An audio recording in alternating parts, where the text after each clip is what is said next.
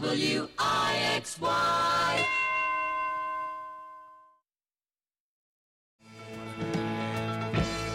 Good morning and welcome to WIXY1260 Online. I'm Tony Z. On December 11th, 1965, WDOK AM 1260 became WIXY1260 AM in Cleveland, Ohio.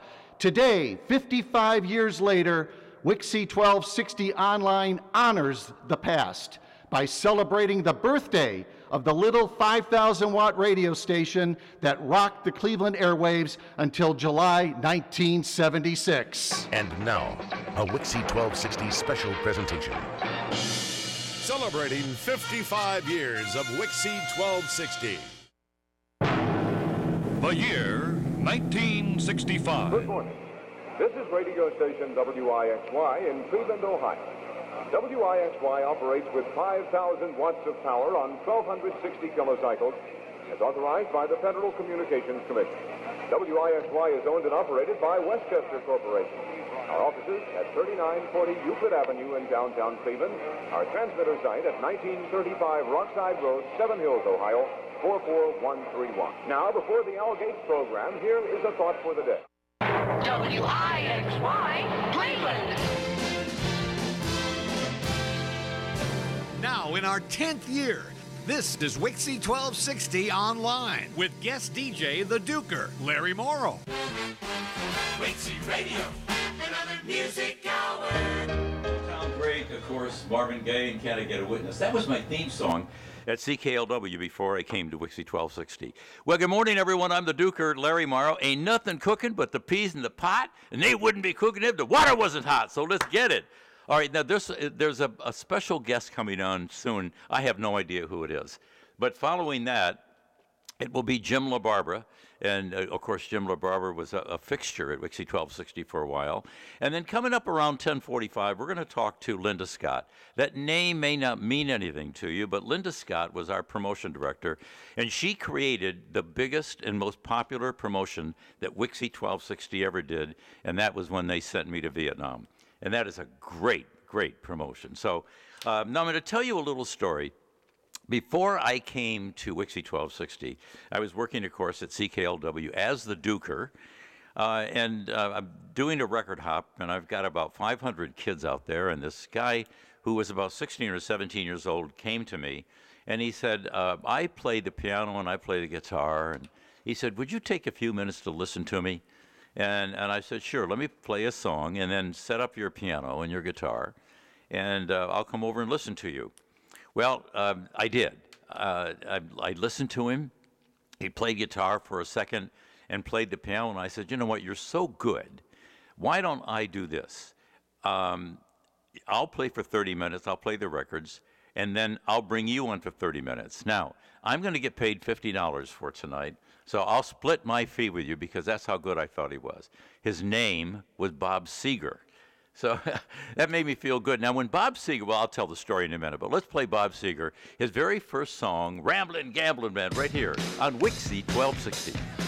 Bob Seger, Ramblin' Gamblin' Band here on WIXY1260 Online. Hi, I'm the Duker, Larry Morrow. I got to tell you the rest of that story. So now, after I gave myself credit for discovering Bob Seger in Detroit. So now Bob Seger comes to Cleveland, and he has a big hit. This is a big hit already. And he's performing at Public Hall with 10,000 people. And the Belkin and WIXY1260 brought Bob Seger to town.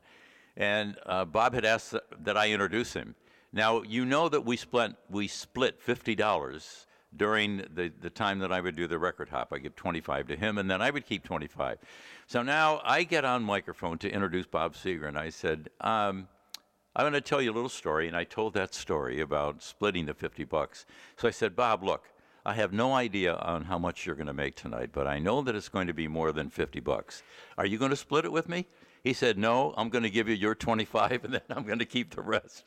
So that's a great story about Bob Seger. Now, there is someone on the line right now. I have no idea who it is. I've been told that it's a surprise guest. So whoever you are, who are you? Well, he's sitting next to me, but my name is Sammy. No. Oh, I know. It's my roommate from the very first radio station I ever had, Bill Hennis, my main man. You're not allowed to tell. Bill, you're not allowed to tell that story. You know that. Oh, no, I'm not telling the story. I just thought I'd come on like that and shake you up a little bit. Yes. I just added up the years here. So while I was waiting for you, when we met in Jackson, Michigan. Yep. 53 years ago, brother. Oh my. You were the big night jock over on the WKHN, which was in Jackson, Michigan, and it was a MOR, middle of the road station, and I was the top 40 rock and roller Wild Willie at WIBM in Jackson. That's how far we go back. And Bill and I, here's a great story. I went on the air from 6 until midnight. No, 1 o'clock in the morning. Then I have to sign off the radio station. And then Bill got off at midnight, and they would come over, wait for me to get off, and then we'd go to breakfast and spend the next 2 or 3 hours talking radio. Do you want to tell the story? Do you want to tell the story or me? Well, I can tell it. Why don't you tell it, since you almost got me fired? Tell the story. Well, what happened is I would come over and I just kind of putz around, listen to albums or do different stuff in the production studio over at his station at KHM in Jackson for that hour or 45 minutes when I got there, I guess, until he got off. And he always did a sign-off newscast. And Larry was always trying to play it straight and do a good job, and I was always trying to have fun and goof around a little bit. So one day, I'm trying to explain this so the listeners will understand. In those days, the turntables that you played recordings on were huge, 16 inches around. And there was also a large trash can in those days in the studio. This is the story you want me to tell, right, Larry? Yep. Mm-hmm. Okay. So I'm, and the news would come off the teletype, and it would pile up all day long. So it was a huge trash can, but it fit exactly on the turntable.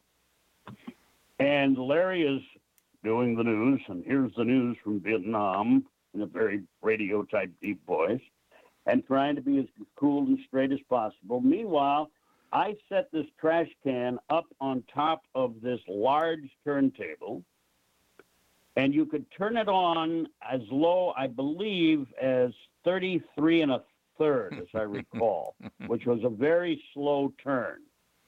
And there was nothing in the trash can. The trash cans had been empty.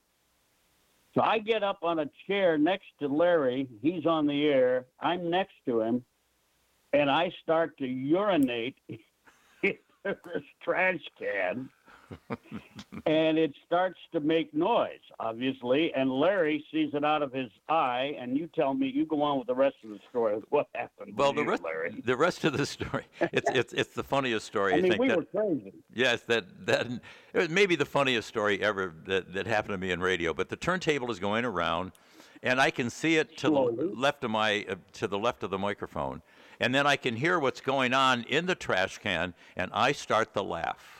And I couldn't stop laughing during the news. So now the news is over, and I sign off, and I say, this is WKHM AM radio in Jackson, Michigan, signing off. It was 1 o'clock in the morning. The moment I signed off, the private line rings, and the general manager gets on the phone, and he said, Larry, he said, I have no idea what caused you to laugh, but I never, ever want to hear that again. Do you understand?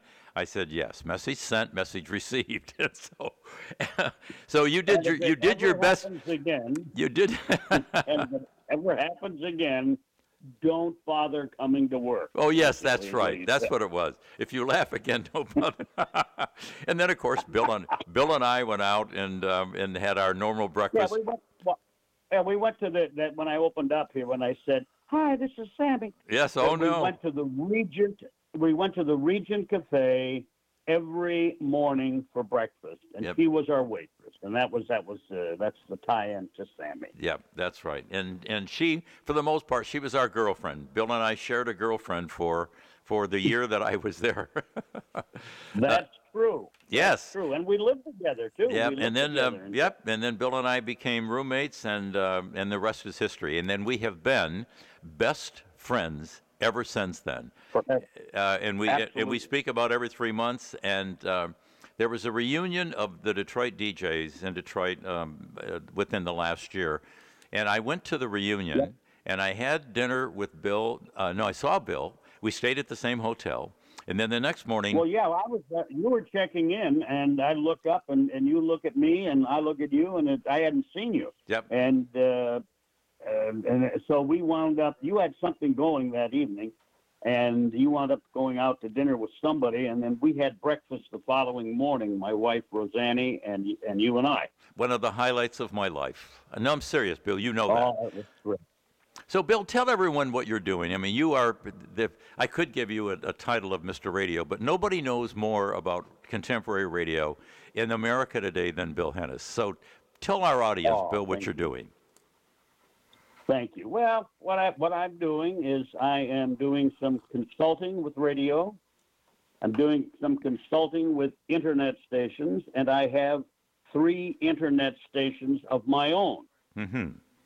That are 24 hours a day, and the name of the company is Today's Hottest Hits. Mm-hmm. And one is Top 40, Today's Hottest Hits, and you can get them at today'shottesthits.com. And then I have a country station, which is Today's Hottest Country Hits, and then I have Today's Hottest Hip Hop Hits. So I manage those stations. I do some consulting on stations. And I work with other consultants doing project basis. And so I'm still involved in today's contemporary radio. Yes, you are. And nobody better. Well, God bless you. Thank you for saying that. All right. Well, Bill, I always try to, when I work with a radio station, I always try to embrace everybody on the staff. So they all work together. And one of my rules when I consult a station is that I have each jock must listen to probably the last hour, part of the last hour of the jock that he or she's going to replace, and come in and compliment them on something that they heard that they like. Mm-hmm. So it becomes a family. Because particularly today, in the old days, everybody kind of lived in the same town. They weren't far away. Today, everybody lives in different suburbs and all of that. You know, somebody might live in Shaker Heights and somebody might live somewhere else in Cleveland or wherever, you know. Mm-hmm. And it's hard to get the togetherness of radio that used to be. So, but that's what I do. And I just go in and I use Logic and find the songs that particular station needs. And whether it's an oldie station, I've done classic. I programmed classic rock stations, classic hit stations, country, top 40. I'm pretty well known for top 40 and country as my as my base, but I have done it all. I love the business. The business is still fun to me. Well, and it's so good to talk to you, Duker. Well, not only did Bill and I work in Jackson, Michigan together, but then I left and went to a bigger market, which was Flint, Michigan. And then guess who followed me there? Bill Hennis. And then I'm guilty. And then when Bill got married, I was best man at his wedding. Bill, I'm going to move on, brother, but you got other people. Yeah. And I am so glad that I was your surprise guest here, because I've been waiting for this. I knew about this I guess maybe about 3 weeks ago. They asked me, mm-hmm. and I am so proud of how you became and how what you became and what you've done in the Cleveland market. There's one other brief story, if you got time for me to do about a 30-second story. Oh, yes, you bet. All right. Joey Reynolds was working at WIXY 1260 on the radio dial. Yes. Another famous hired, name in radio. Oh, very, very much famous in all radio. And Joey was hired by Lee Allen, who was the program director at WXYZ, which was called WIXY in Detroit, to come in and do nights. And I came down to audition for his replacement job at WIXY Radio and to do the night show. And when I was in the audition, when I was talking to the three owners, all of a sudden they said to me, okay, Wild Willie, be funny. I looked at them, and what I should have done is really tell them how funny they were, but I didn't. I just said, I don't operate that way. I operate when I'm on the air. I'm funny and I'm going and I'm quick and blah, blah, blah. And anyway, the bottom line of that story is I did not get that job. Instead, they hired a fabulous jock, Jack Armstrong. Yep.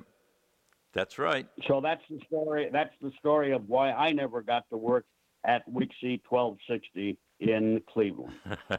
And I always wanted to do that. But anyway, I went on to other things and programmed CKLW in Detroit and other things. So anyway, I'm off the phone. Let you get on to your other guests, and thank you. And I love WIXY 1260 Online. Oh, it's really a cool concept and a cool station. Great to talk to you, Larry. They've worked hard. The moment you get off, you walk up to your darling bride and say, "That's from Larry," okay? I will. Thanks, Bill. You've always wanted to do that. I knew it. Thanks, Bill. I love you, man. See you later. Talk to you later. Okay. God bless you, man. Okay, thank you. Bye-bye. Let's continue here on WIXY 1260. I have a wonderful story about this guy, but he was a wonderful talent from California. He had a song that didn't do well on his first song, but he came to our WIXY 1260 Appreciation Day, and I'll tell that story in a minute. But here now is Neil Diamond and Cherry Cherry on WIXY 1260. That is Neil Diamond here on WIXY 1260. Good morning, I'm the Duker. It's so nice to be here, and we have a very special guest coming up in a minute from right now, but I need to tell this Neil Diamond story. After WIXY 1260 had grown, we were maybe a year and a half old. Norm Wayne, Joe Zingali, and Bob Weiss, who were the owners of WIXY 1260, came together and said, let's have our first WIXY Appreciation Day, which we did. And we had it at a famous, I know where it was. It was called Chippewa Lake. So we had it at Chippewa Lake, and we had several well-known performers, and then including a relatively new guy by the name of Neil Diamond. And again, Neil Diamond had a West Coast hit, and Cherry Cherry had not been out yet. It actually had just come out, but it wasn't a big hit. And all of a sudden, Norm Wayne said, "Oh my God, somebody's got to go pick up Neil Diamond. He's at the airport." And so they went around and they said, "Anybody have a wagon or whatever?" That was one of those long cars. And I said, "Yes, I do." He said, "Well, then, Duker, you have to go pick up Neil Diamond." So I go out to the airport and I pick up Neil Diamond. And again, in those days, they carry their instruments with them. So we took the drum set, and we hooked it on top of my car. Neil Diamond sat next to me with his guitar in his lap, and the rest of the guys, sat in the other seats. Neil Diamond never forgot that story, and of course I had become very close friends with Neil Diamond for about the first half a dozen years. And then when he made the movie, after he became a movie star along with that, I sort of lost contact with him. But I would love to make contact with him again, because whenever he would come into town to perform, he would say, "Make sure that Larry Morrow introduces me." So those were great stories with Neil Diamond. On the other end of my line is one of my dearest friends in the world. You're going to hear me say that a lot, folks, because I really am with these guys. The one and only Jim LaBarbera. Good morning, Jim. Hey, good morning, Larry. I can't believe, are we talking 50 years, 50-plus years? Man alive. Yeah, the one thing that I resent about you is that I came to Cleveland on September the 23rd And that was a week after the Beatles had performed in Cleveland. So I never got a chance to meet the Beatles ever in my career, but you did, didn't you? Yeah, no, I met them, though, in Pittsburgh when I was Jay Bentley's star in Erie, Pennsylvania. That's when I had a chance to spend time with them. Now I got to WIXY. I'm probably the only person, the only WIXY jock that's there under two different names. And I was hired at two different times because there was a guy who came by the radio station when I was in Erie, a little radio station there, and he was an engineer at WDOK. And he said to me, we had a couple of drinks. He said, they're going to go top 40. He said, I think that's what they're going to do. He said, give me a tape and I'll take it back to them. And then about 4 or 5 months later, this was in '65, they went top 40.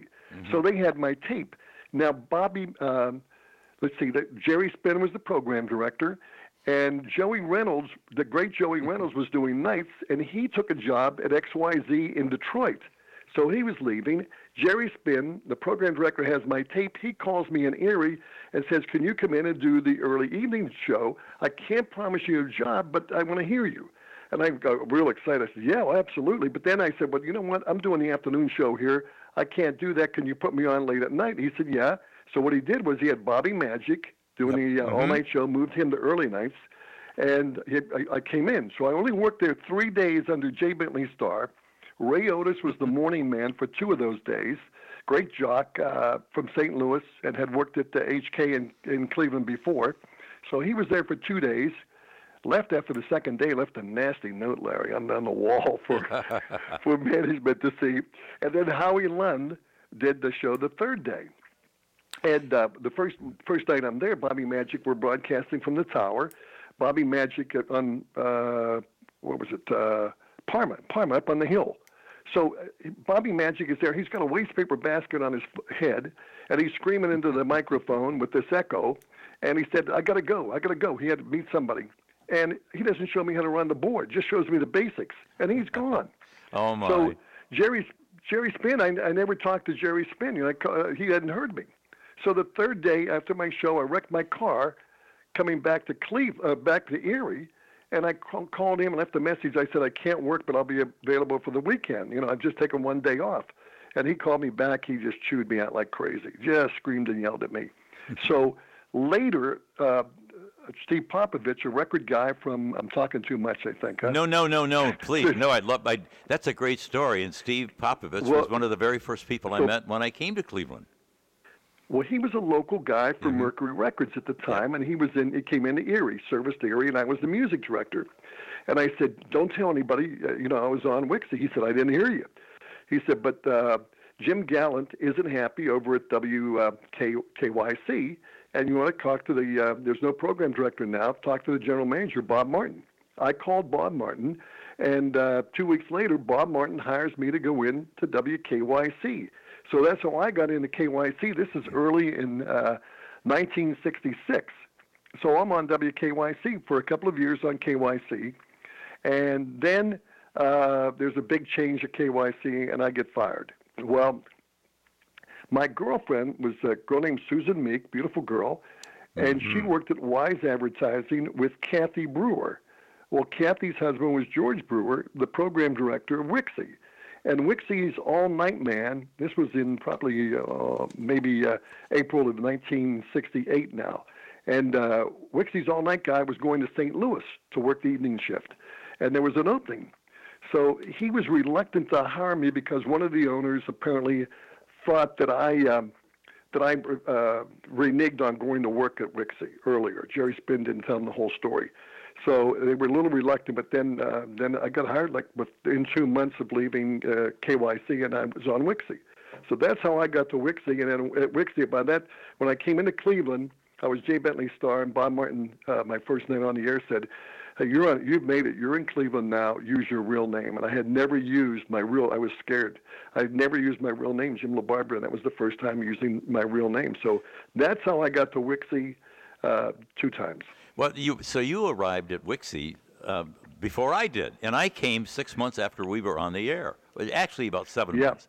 But this is a great story. I don't anymore, but for the longest period of time, Jim, You and Susan Meek, who was a gorgeous person, could have been Miss America, your girlfriend at the time, Chuck Knapp and his wife, and my wife and myself, we had a picture taken. And we all wore the same kind of clothes. I don't know whether you remember that picture or not. But I sure do. Yeah. Do you have it? Do you have it? I still have that. Yeah, I have it. Oh, I had a bunch of newspaper clippings, and I saved that. Oh. And we were at the Contiki. It was a May Company simpatico fashion show. At the Contiki, you're absolutely right. Right below Stouffer's Inn on the square. Yeah, and that was it. And we I was James Scott. Somebody, I think it was in the press. The Cleveland Press had the pictures, and they had pictures of us, and they said something about supermen with their Lois Lanes. The supermen with their Lois Lanes. The one thing I still remember about that picture is that what was in those days were bell bottoms. Yep. The pants would come down tight to your knee, and then from the knee on down to your ankle, it would flare out, and that was it. And those were wonderful, wonderful stories. And that's in that picture that I can still remember, but I don't have a copy. And I thought Jim LaBarbera has the only copy in America that goes way back. It goes back to 1967 or 68, I would think. Jim, what year did you come back to WIXY? Now, WIXY, I was at WIXY in 68 then, too, 68. Like 2 years later. 66 there and then 68. But the KY, I did the early night and then I did all night. I bounced back and forth between the two shifts. And you had a couple of, as I was reminded by our producer here, Tony Z, you had a couple of things that were attached to your name. One of them was that you were what was it, Tony? Cleveland's most eligible bachelor. First of all, Cleveland's most eligible bachelor. That was number one, and the other one was music professor. No one knew as much about music as you did. How did that come about, Jim, where all of a sudden you would memorize songs? I could remember bringing up a song and you would say, Larry, that group started in 1958, 4 people, 2 girls, 3 guys, and stuff like that. Where did that kind of gift come from? You're a musician. You played the guitar when you were a singer. Well, I played trumpet when I was a kid and studied a couple of years as a special student in high school at Carnegie Mellon now in Pittsburgh in music. And I was always interested in the backstory, how the song was written, who did the song. So that's what I did. I mean, I can still tell you stories on rock singers like Sherman Garms was the bass man for Frankie Lyman and the Teenagers.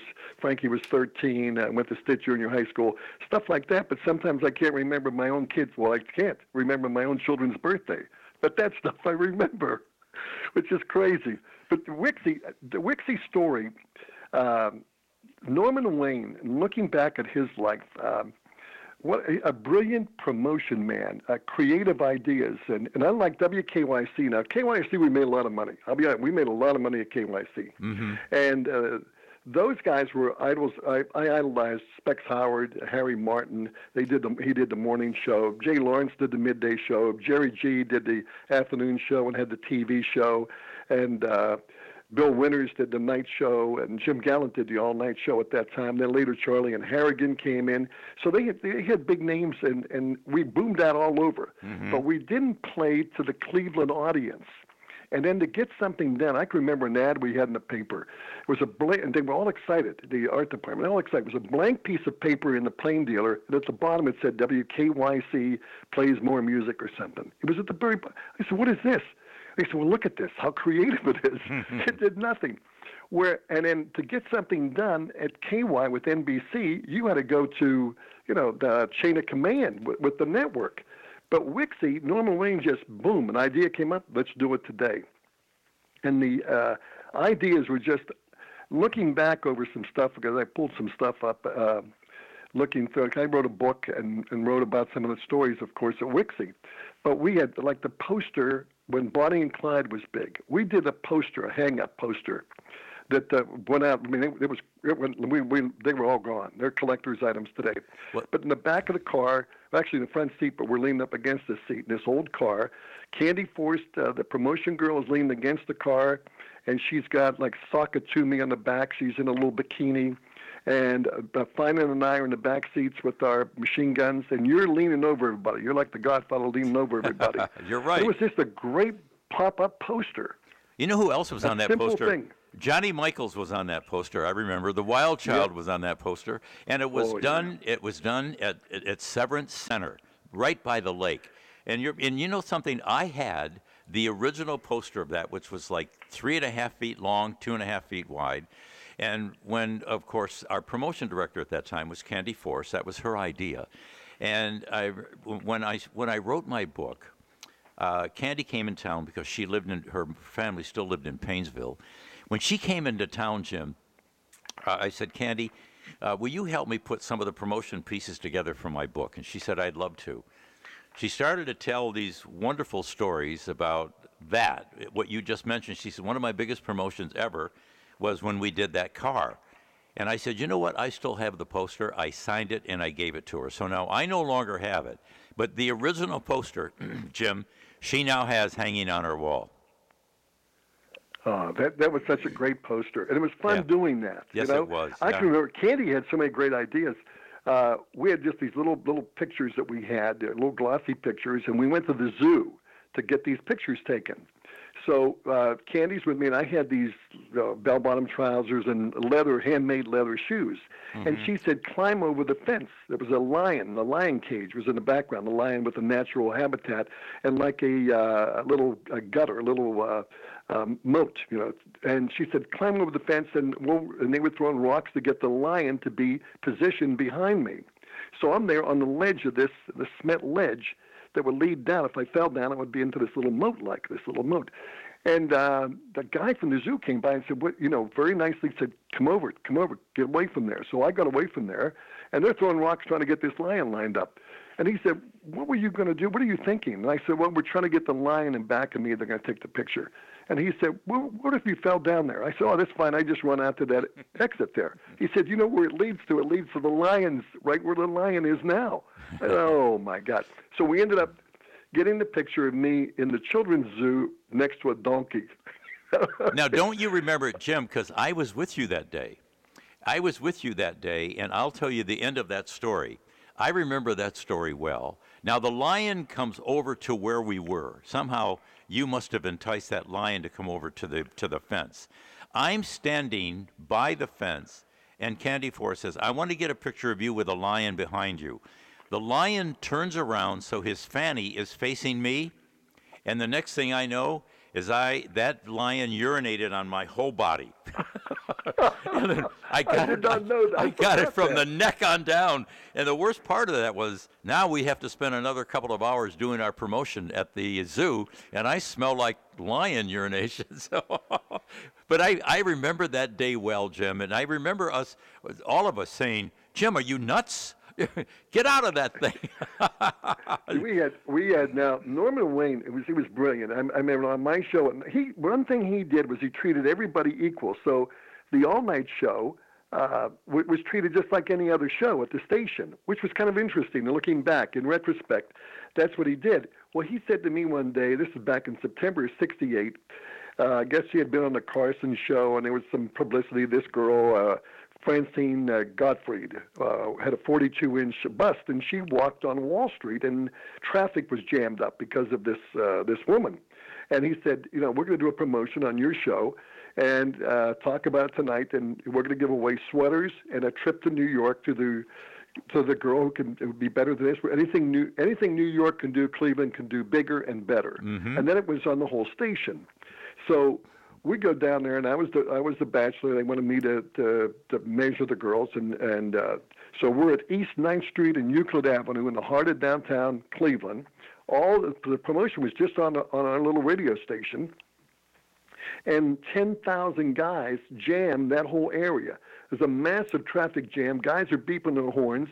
I'm down there with Kirby. Kirby got down there, and we got on top of a truck, a telephone truck. They put us up there, and of course we're bending the hood of the truck, and the guys didn't mind that though. And we're measuring these girls, and two of these girls, it was Sheila and Suzanne, and they both were 43, 24, 37, and so the police finally get to us, but they're on horseback now, and they're gonna grab us. They're gonna arrest us. Well, King's long gone. King's gone. I'm still with the girls, and Norman pulls up in the limousine. So he's got in his car. So he's got the driver and everybody, and the girls. I help the girls into the car, and the police are now like 20 feet behind us. And Norman locks the door. He won't let me get in the car, and I'm running down the street in the car. So they finally let me in at the radio station. We posed for some pictures with the girls, and I said, Norman, what are you thinking? He said, oh, I wanted you to get arrested. He said, this way you could do the show from the jail. Oh, my goodness. But he was always promotion conscious. You know, speaking of Norm Wayne and that kind of promotion, I didn't want to talk about this, but I'm going to. When I went to Vietnam, and I'm going to talk about that story in a minute with our promotion director who created that promotion, but just before I left for Vietnam to do this promotion, we're going to bring all the boys home from Cleveland from Vietnam for Thanksgiving and Christmas. So now, just before I left, Norm comes up to me, and this reminds me of your story, Jim. He says, you know, it would really be cool if you just got nicked. Like maybe if you fell off a tank or something like that. He said, that would be front page. He said, now, I don't want you to get killed or get hurt really badly, but just a nick. You know, so it would say on the front page of the Plain Dealer, the Duker, Larry Morrow, injured in Vietnam.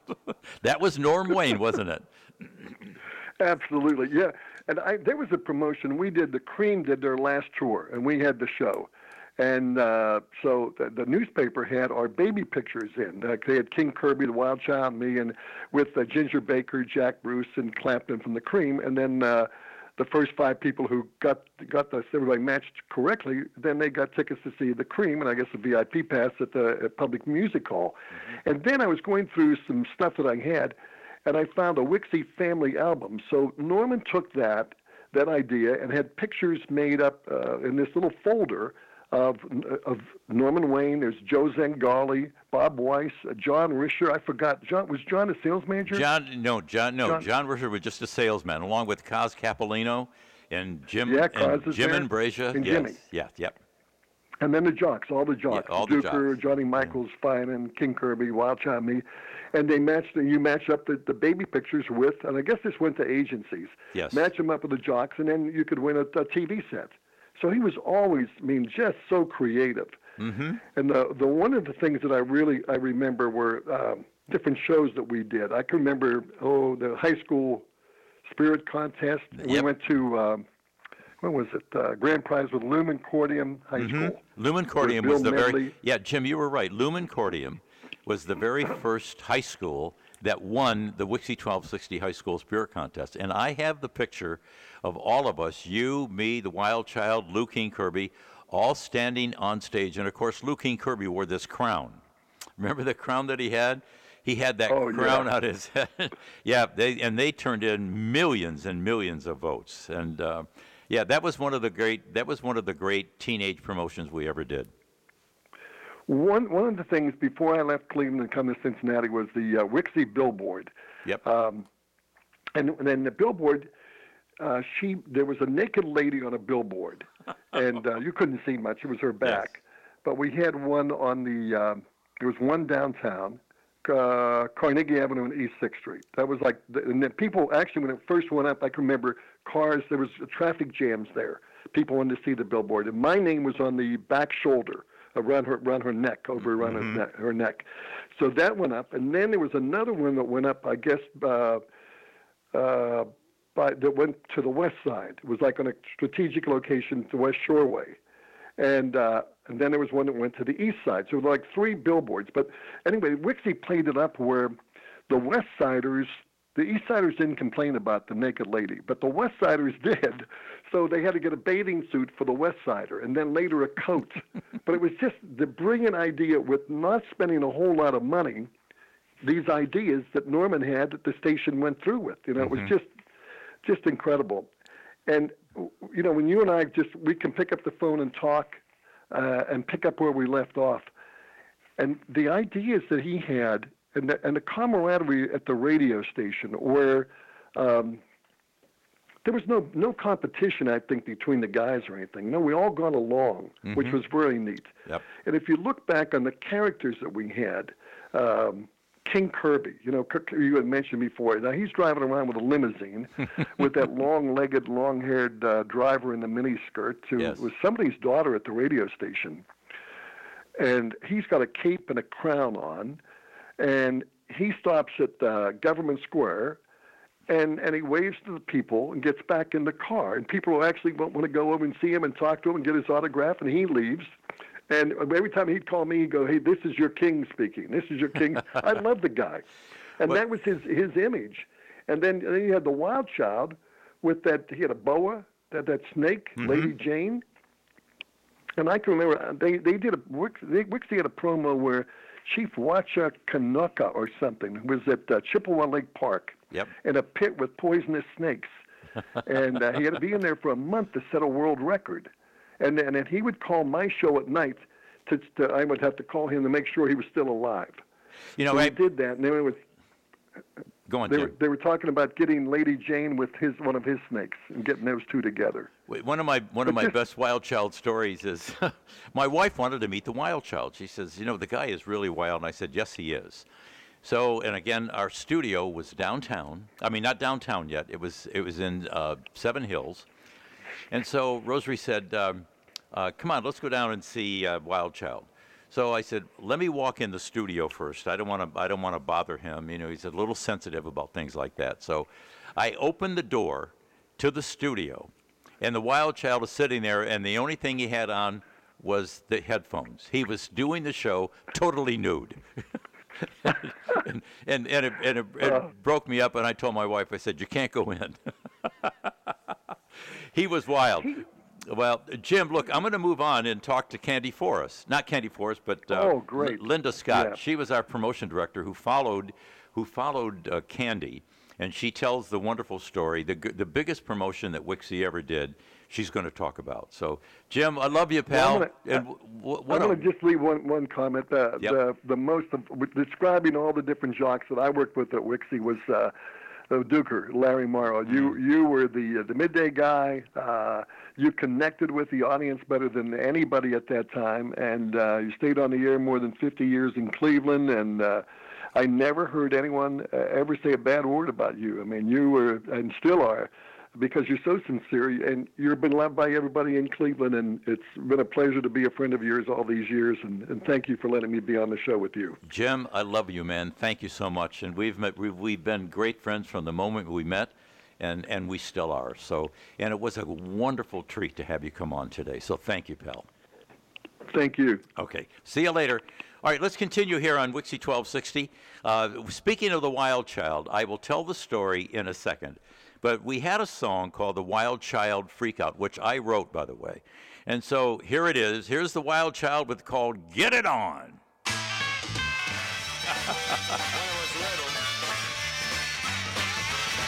That is the Wild Child, and he was absolutely, as Jim LaBarbera had indicated, he was the wildest thing that we ever had. There was a meeting that Norm Wayne had called.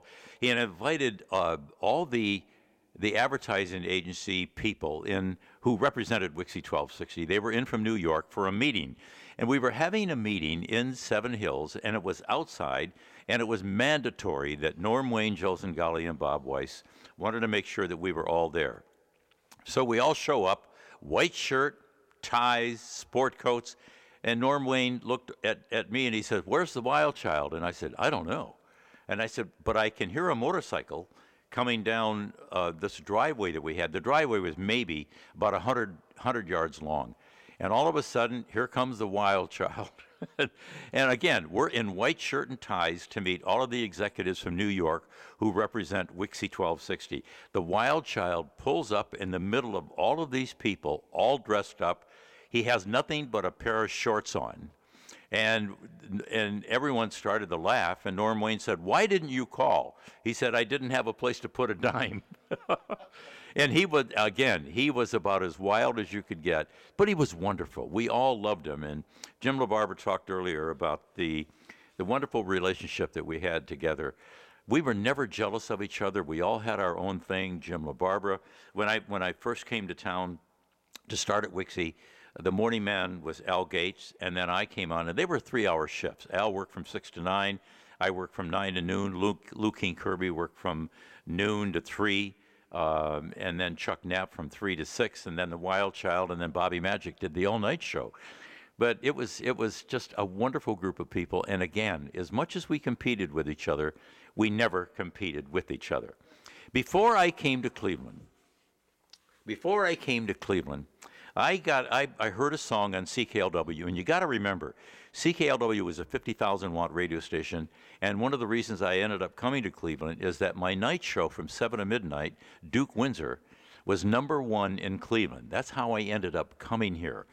But I fell in love with the group, and I got a hold of a song by the Outsiders, and the song was called "Time Won't Let Me." So, and I'm going to play that in a minute, but because there's a wonderful history to that. But on the other end of my line is our promotion director, who I love with all of my heart, and her name is Linda Scott. Linda, can you hear me, hon? Are you there? I'm here. I'm on my cell phone. Okay. Well, how are you this morning, Linda? Linda's you're in Florida, are you not? I'm in Florida, yes. Yeah, you're easy to resent. We're 45 degrees and rain, and you're probably 75 degrees in sunshine, right? No, actually, there's no sunshine. It's overcast and probably about 70. Yeah, probably about 70. Yeah, you are easy to resent. Linda, first of all, thank you for coming on. Linda and I have remained great friends over all these wonderful years. Linda, what years were you at WIXY? I think I was there in the late 60s. I left Cleveland in 72 when I was at Channel 3, and I was there for 18 months. So it was just before that, probably 69, 68. Now, you created the biggest promotion, the most wonderful promotion, and the most talked about promotion that WIXY1260 ever had. And it was your idea. Can you talk about how that happened piece by piece? Are you kidding? You think I remember? Yeah. Well, you've got to be talking about the Vietnam promotion, yes, right? When we sent you to Vietnam? Yeah, WIXY1260 brings the boys home. Brings the boys home for Thanksgiving. And Christmas. Yeah. Okay, so now that promotion was created by you and you alone. But I want you to tell the story on how that happened, how you informed me. Do you remember? Well, I think the thing came to me in a dream, to be honest with you. Okay. And I think I came into the studio and I said, "Hey, Larry, how do you feel about going to Vietnam for Christmas for the boys, to bring the boys back for Christmas and Thanksgiving?" And you thought I was kidding. Frankly, yes, I did. I thought you were kidding. I don't think we had a prayer chance to even make it happen. But you were gung-ho. You said, "Yeah, let's do it." Yeah, my first thought was, and I was kidding when you said, "How would you like to go to Vietnam?" And I said, "I don't think so." And you said, "Well, weren't you a Marine?" And I said, "Yes, I was in the Marines." And you said, "Well, we're going to send you to Vietnam."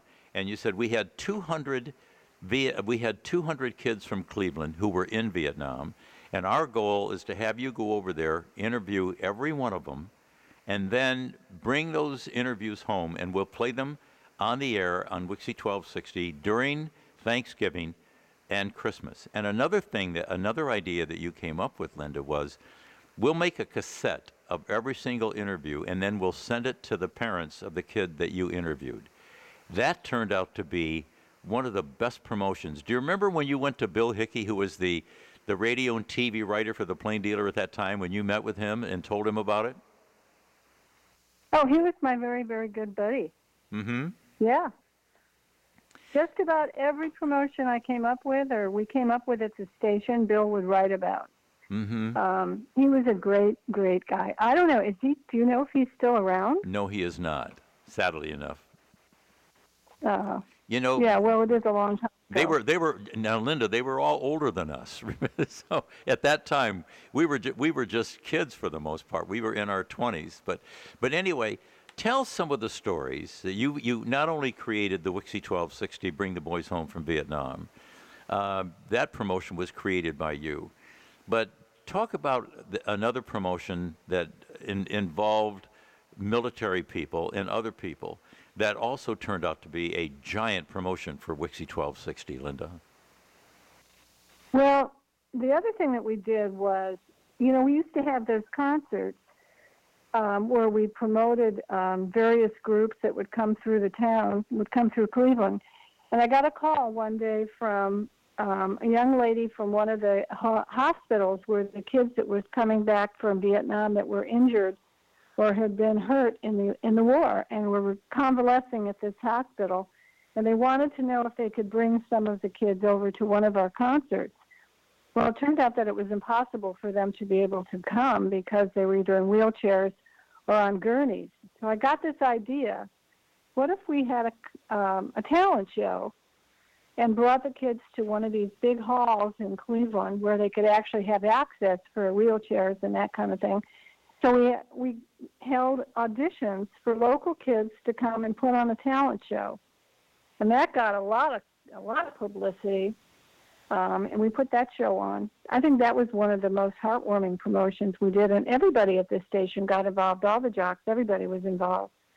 And we brought a lot of these young kids in their wheelchairs and on their gurneys, and the local kids who had talent got involved, and it was a beautiful promotion. I remember that. Do you? Well, Linda, you know what those promotions did? I remember Bill Hickey did not care for WIXY1260 at all. He just thought we were nothing but a kids' radio station playing rock and roll and a bunch of silly guys on the air. You know, we're jam up, jelly tight, peanut butter, right? And ain't nothing cooking but the peas in the pot, and they wouldn't be cooking if the water wasn't hot. And Bill thought that was stupid, silly stuff. So, but when we went to Vietnam and when we did that promotion that you created, the older adults within the community started to recognize WIXY1260 as more than a kids' radio station because we were touching their hearts, not only their wallet, but we were touching their hearts. And I remember the numbers. Well, you know, the numbers from 12 to 18 were big numbers. We had 80% shares of the audience, if you can remember that. But then all of a sudden, just my last 2 years there, based on those kind of promotions, WIXY1260 in the 25 to 49 category started to grow like crazy. And we were no longer a kids' radio station. And it was because of the genius of people like you and the person who preceded you, Candy Forrest, your pal. WIXY1260 became what it turned out to be, the most popular radio station in the marketplace for such a long period of time. Now, Linda, what was it like? Talk about your relationship with the guy that we've been talking about all morning, you know, the owner of WIXY1260 and a guy with great ideas, Norm Wayne. You also did to talk about that because I wanted you to talk about the one promotion with the car. That is hysterical. Are you talking about the Edsel promotion? Yes, please. Well, let me just say this about Norm Wayne. The word genius isn't even big enough to describe his brain and his ability to come up with ideas. That job, and I had a huge, long career in the broadcasting industry, but I have to say that the amount of time I spent at WIXY to this day was the most fun, the most challenging, I never knew what I was going to get into each day that I'd walk through that door because Norm would always have something for me to do that was going to be either outrageous, a major challenge, and turn out to be the most fun of my entire life. And the Edsel promotion was probably one of the most challenging. He got it in his head that we were going to revise the Edsel and turn it into a dealership in downtown Cleveland. And we took over the Ohio Theater, and we turned it into a car dealership. And the challenge was to be able to get one of those Edsels, actually we got 3 Edsels, into the lobby of the Ohio Theater. And I called him up and I said, Norm, I can't get those cars in there because they won't, the big fins. You remember the big fins on the Edsel? Yes. Yep. I said, they're not going to be able to come through the door. There's those metal braces there. He said, Linda, go get an electric saw and you make a hole big enough for those fins to get in you. You figure out how to do it because that's got to go. Oh. And I had to do it. And those are the kind of challenges that he would set forth for me to do. Mm-hmm. And Carl Stokes, the current mayor, he came down to cut the ribbon. We made Mike Ranieri the general manager of the Edsel dealership, and we actually had an Edsel dealership in that Ohio theater for that night for the Edsel promotion. Do you know? And we did it. You know, Linda, I still remember that well, and I remember Norm Wayne telling you that. We were all there. Of course, Mike had a special role that night, but we were all there, and it was laughable. I thought it was absolutely laughable that Norm said, for the most part, Linda, find a way to get that car through that door, or whatever it was. And you said, well, how am I going to do it? And you found a way to get it done and got it done. So nothing was too big. Yeah, we had 3 cars in the lobby of the Ohio Theater because he said, you have to find a way to do it. And that was usually what he told me every time he gave me a job or gave me an idea to promote, to get the details worked out and done. And that was always my challenge. And I loved it. It was the best job ever. Yeah, one of my favorite Norm Wayne stories was when I came to WIXY 1260, I had come from a very big radio station, CKLW, of course. And I remember making somewhere right around $17,000 or $18,000 then, which was a lot of money at a big radio station in Detroit, a 50,000-watt station. I come to Cleveland to WIXY for $9,000, and I needed a job. All of us, those of us who worked at CKLW, when a new company would buy a radio station, they would bring in their own people, and everyone would be fired. So we were all fired, and I needed a job. So I came to this new market, Cleveland, Ohio. And the only reason I came here to begin with was I needed a job, and I had a picture of Jim Brown, the Browns fullback, on my wall. And I said, oh, this would be fabulous to go to this market. So now I come here, and Norm Wayne was all excited about the fact that he had hired Duke Windsor. Do you remember that story, Linda? Yeah. Okay. He gets all excited about, I'm hiring Duke Windsor, the Duker, because my night show from CKLW from 7 to midnight was #1 in Cleveland. So now I come to Cleveland. Norm Wayne is out of town for the first 2 weeks of me being on the air. Thank God. And you'll understand why.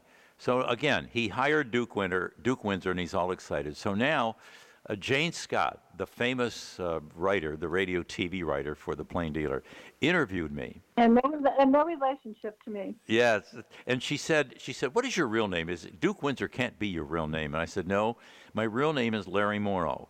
And so she said, well, what are you going to use on the air? And I said, I'm probably going to use my real name because CKLW owns that name, Duke Windsor. So again, Norm Wayne's out of town. She puts a full page in the action tab. Do you remember how important the action tab was in those days, Linda? Oh yeah. Oh yeah. That was it. So now I'm on the cover of the action tab, and it said a picture of me holding my guitar, and it said WIXY 1260 makes the Duke theirs, and then under my picture was my name. So the program director, Johnny Canton, says, well, Larry, when you go on the air, we better use your real name because, Jane Scott revealed that. So I go on the air as the Duker, Larry Morrow. So now Norm Wayne is driving back from Pittsburgh after I've been on the air for 2 weeks.